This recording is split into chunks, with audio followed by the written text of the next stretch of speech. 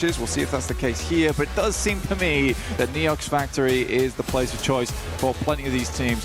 Thundertalk, though, however, taking a very, very chilled out approach over towards the north side in Bamboo. They've got a four-man split over here. Ulf also towards Stadium, but it's 4 Thrives, actually. You've got IQ getting very, very close over towards Geeke, and that is their player to go for the recalls, so he wants to get past there without harm, without pressure.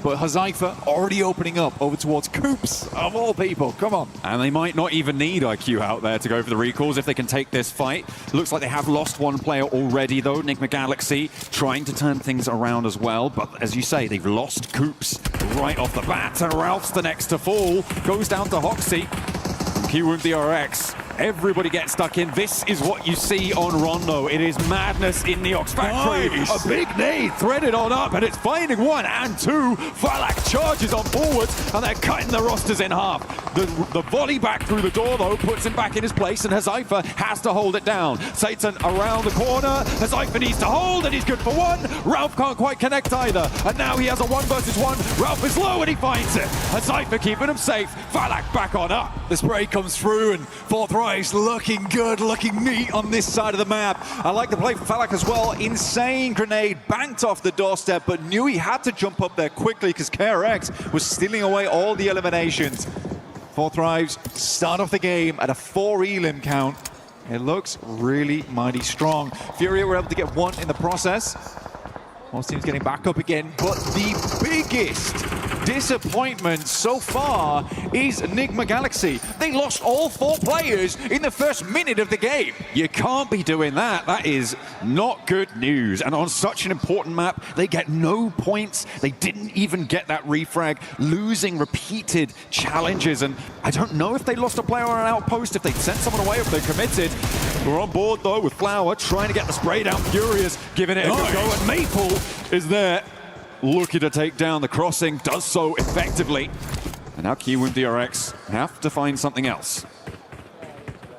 Maple looking sweet like syrup in that engage there now, looking over towards KRX. Benny down low on his belly, moving out with the JS9, see if we can get done with that. Reverb comes through with the M249 over towards the Tanky. AKOP though is clapping back over towards Reverb. To see. Benny spraying through the smoke at the moment. It's a pretty awkward bit of terrain to work around here inside the building. Hoxie and Binny trying to hold down the angle. The smoke's keeping them in cover for now. Just constant harassment from Maple.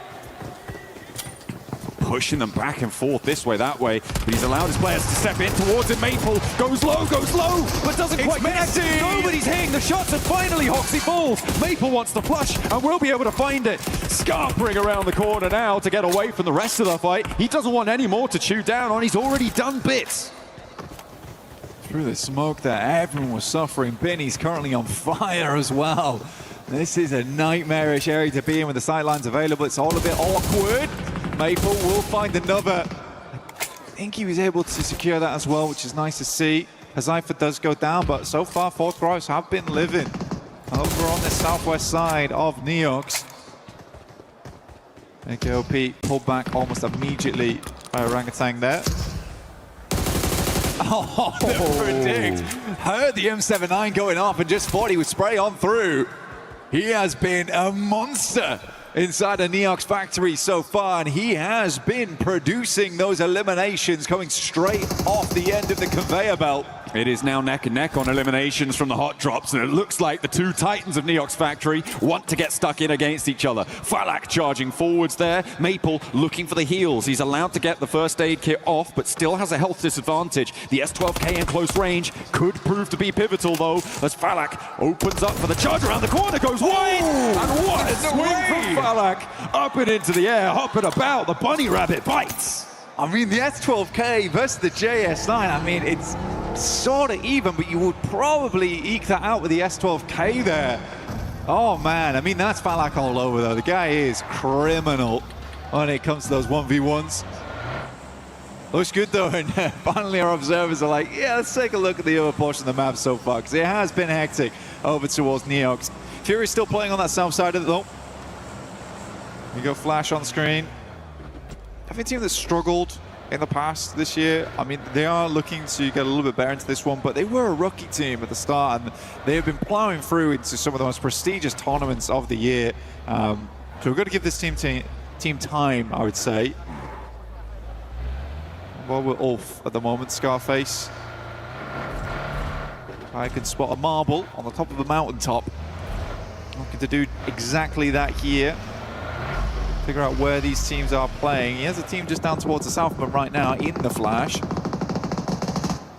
It's interesting that Ulf have left Kelsey out over towards Stadium, right, for that recall tower this late when they have got already such a prior position. Furia looking to go for a challenge against Thundertalk. Already hitting him so low. How do you hit those? Ayala, beautiful. Now looking to go big with an aid. Does a lot of damage. And the Molotov to follow it up. Pinches him into the corner. And they know what they're playing against. It's just easy for Furia. That's cool gameplay there from Ayala. The perfectly placed molly. Has to drop down. Doesn't have time to go for the first aid. And notices that the pin had not been pulled for a long time there at all. So he just sends her out the side. So he thinks to himself, you know, I can just step up, go for the shot through the window.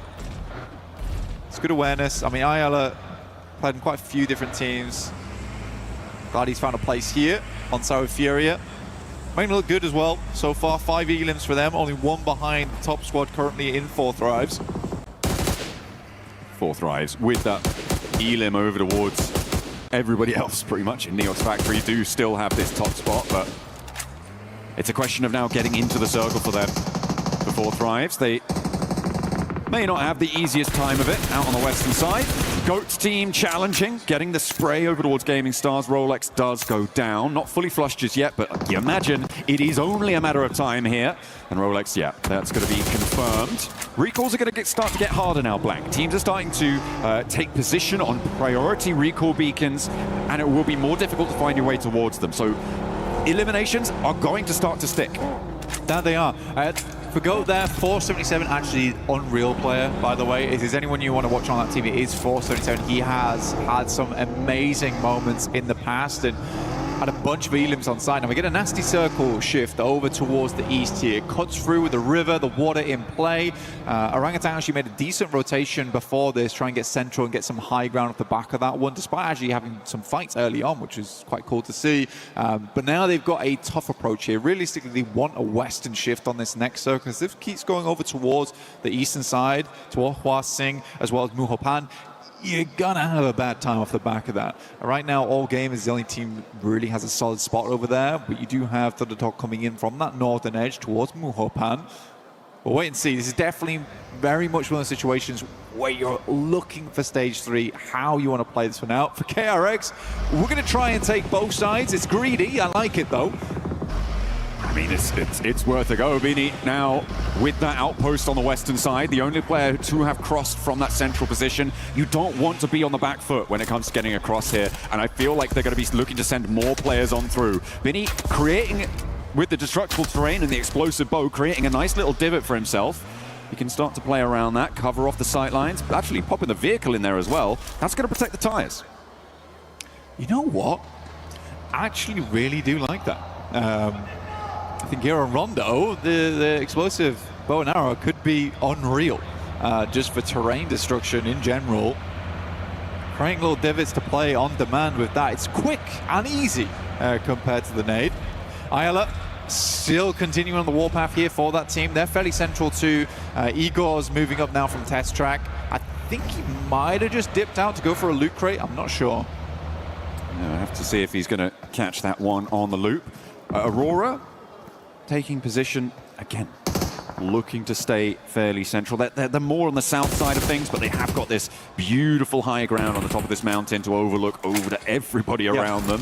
Will be pretty tricky. I'm also keeping an eye on 4 Thrives, who have yet to really make an entrance. So far, most of what's happened has come off of their test track and Neox Factory hot drop in terms of their point scoring, but now they have to push in from the west side, and we're getting back into bread and butter PUBG Mobile for them, and so it will be interesting to see what they're able to achieve there on the west side. On board with Aurora still, though. This team's had some difficulties over the year in terms of tournaments. I mean, PMMI, they had a really dominant group stage, though. And I think that was one of the promising things to watch because it really was a dominant group stage. Obviously, we didn't have that quite same success over towards that finals, but I think for Aurora, certainly trying to keep things under wraps at the moment. Just feels like finals tends to be a little bit scary for this squad so far, despite having like such confident players on side. I mean, you watch the walkout there from Aurora and you're like, honestly, these guys feel like the veterans of this tournament. Obviously, we get to see Alpha 7 coming out, but I would honestly say for Aurora, yeah, they are the veterans of Group A at least. They're the guys that know the most. They're probably the guys that with the least nerves coming out onto the stage. I think so. I think they do. They have got that story. I mean, Top Dot, Ziol, Reefus, like just such storied names coming on through from the region. But you're right, they had that little bit of a downturn, and there has been criticism levied, I think probably most specifically